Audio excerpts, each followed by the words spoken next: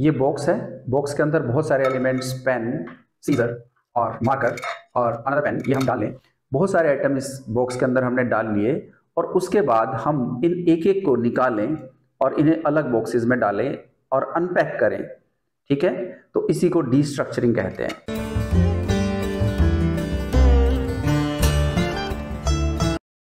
दोस्तों आज के वीडियो में हम देखेंगे कि एरे को अनपैक कैसे कर सकते हैं, ऑब्जेक्ट को अनपैक कैसे कर सकते हैं और अनपैक करके फंक्शंस में पैरामीटर्स को पास करना कितना आसान है, कितना सही है। तो शुरू करते हैं दोस्तों एरे से।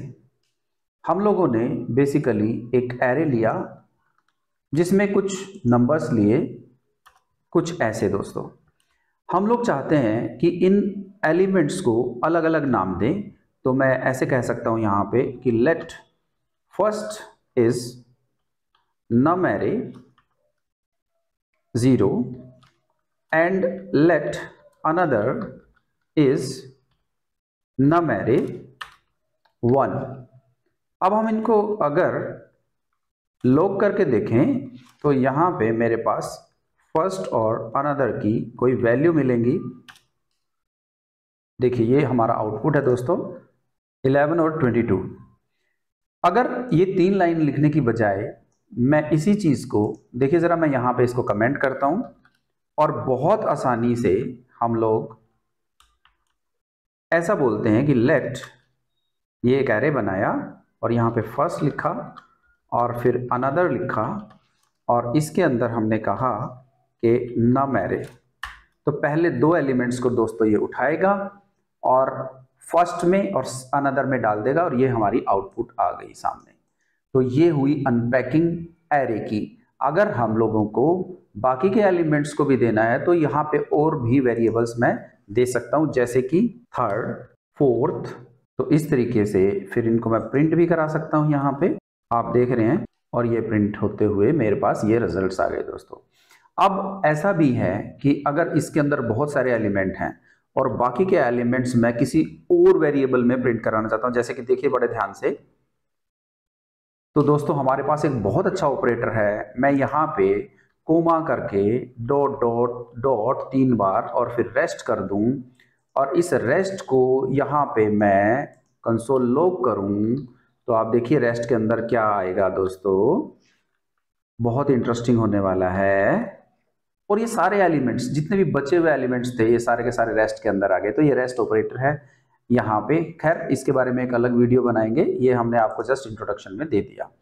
अब हम बात करते हैं दोस्तों कि अगर मेरे पास एक एरे है और उसके अंदर बहुत सारे एरेज हैं दूसरे, और उनको हम आइट्रेट करते हैं, आइट्रेट करके डीस्ट्रक्चर कैसे कर सकते हैं। देखिए मैंने यहाँ पे कुछ ऐसे एरे लिया जिसमें कुछ कंट्रीज और उनकी कैपिटल्स हैं।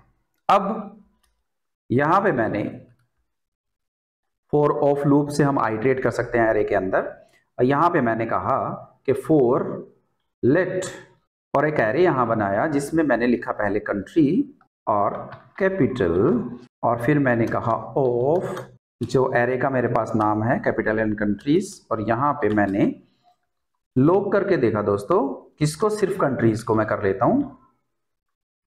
तो इसके अंदर सारे के सारे कंट्रीज अपने आप से एक एक होके आ जाएंगे। देखिए आप आउटपुट में देखिए कंट्रीज में इंडिया, चाइना, पाकिस्तान और अफगानिस्तान मेरे पास आ गए हैं।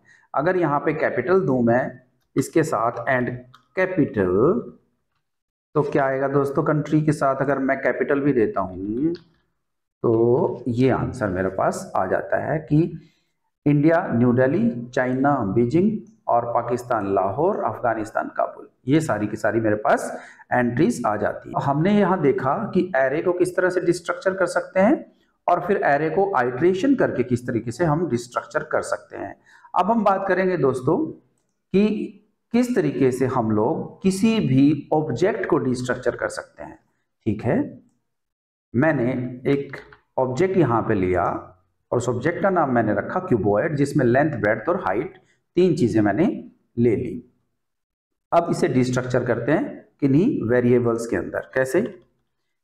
अब मैंने यहां कहा कि कॉन्स्ट, यहां पे एक ऑब्जेक्ट ले लो, पहले एरे लिया था अब ऑब्जेक्ट ही लेना है, लेंथ फिर ब्रेड्थ, फिर हाइट, और फिर आप इसको असाइन करा दो क्यूबॉइड नाम का ऑब्जेक्ट। देखिए दोस्तों, एक खास बात हमें यहाँ पे ध्यान रखनी होगी, जब भी हम ऑब्जेक्ट को डिस्ट्रक्चर करते हैं तो वेरिएबल्स के नाम अपने आप से नहीं बदल सकते। अगर आप इनको लेंथ की जगह पे लेंथ 1 रखोगे तो काम नहीं चलेगा, वो वैल्यूज उसे नहीं मिलेंगी। मैं अभी करके आपको दिखाता हूँ। यहाँ पे हम लोग क्यूबॉइड की डायमेंशन, क्यूबॉइड के बारे में लिखेंगे। तो इन्हीं वेरिएबल्स को एक बार देख लेते हैं दोस्तों। लेंथ, ब्रेड्थ और हाइट को एक बार प्रिंट करके देख लेते हैं। और ये मेरे पास 5 4 2 करके आउटपुट में तीनों चीजें आ गई हैं क्यूबॉइड के सामने। अगर मैं इसको यहाँ पे कुछ नेम चेंज करना चाहूँ तो लेंथ 1 कर देता हूँ। तो देखिए दोस्तों, वहां पे अपने आप से 0 हो गया है, 0 4 2, मतलब 5 नहीं आया। तो ये चीज आपको नहीं करनी है। हाँ, अगर आप ये चाहते हैं कि ऑब्जेक्ट को जब डिस्ट्रक्चर करें तो इनके नाम मुझे चेंज करने हैं, तो यार आप यहाँ पे कोलन लगाओ और इसका नाम बदल दो। अब आप कर सकते हैं वो वाली चीज जो चाह रहे थे। H, यहाँ पे B, यहाँ पे हम H करेंगे, यहाँ पे इसे L करेंगे। और अब L, B, H की वैल्यूज को आप चेंज कर सकते हैं। यहाँ पे मैं सिर्फ H चेंज करके प्रिंट करा रहा हूँ। B करो और यहाँ पे भी इसे L करो। तो देखो दोस्तों, L, B, H आपके नाम चेंज होके आ चुके हैं। आप यहाँ पे ऐसा भी कर सकते हैं। तो दोस्तों, यहाँ पे हम लोगों ने वेरिएबल्स को रिनेम भी करके देखा।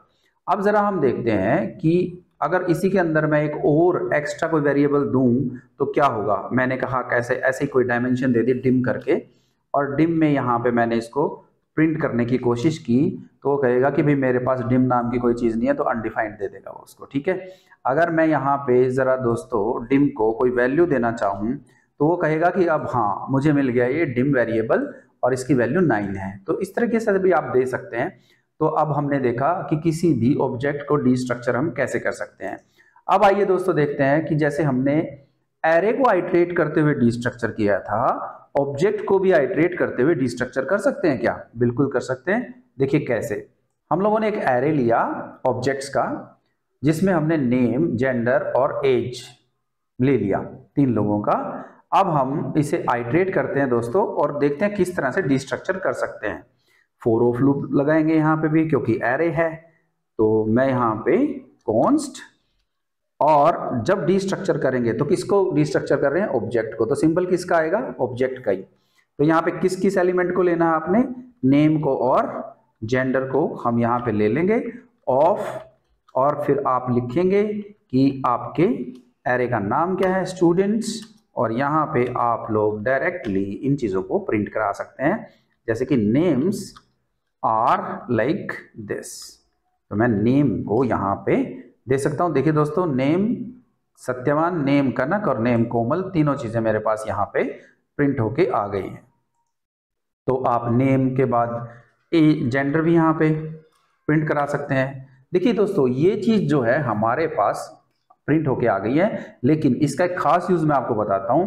कई बार जब सर्वर साइड से हम लोगों को रिस्पॉन्स मिलता है तो उस ऑब्जेक्ट में बहुत सारे की वैल्यू पेयर्स होते हैं, और उन की वैल्यू पेयर्स को जब हम उनमें से सेलेक्टेड ही लेना चाहते हैं, जैसे कि देखिए ये इसमें कोई सीक्वेंस मैटर नहीं कर रहा है। यहाँ पे आप लोग सिर्फ जेंडर लो और आप सिर्फ जेंडर को प्रिंट करो। देखो, ठीक है, मेल, बच्चा, बच्चा, जो भी हमने यहाँ पे लिए थे वही आ रहे हैं।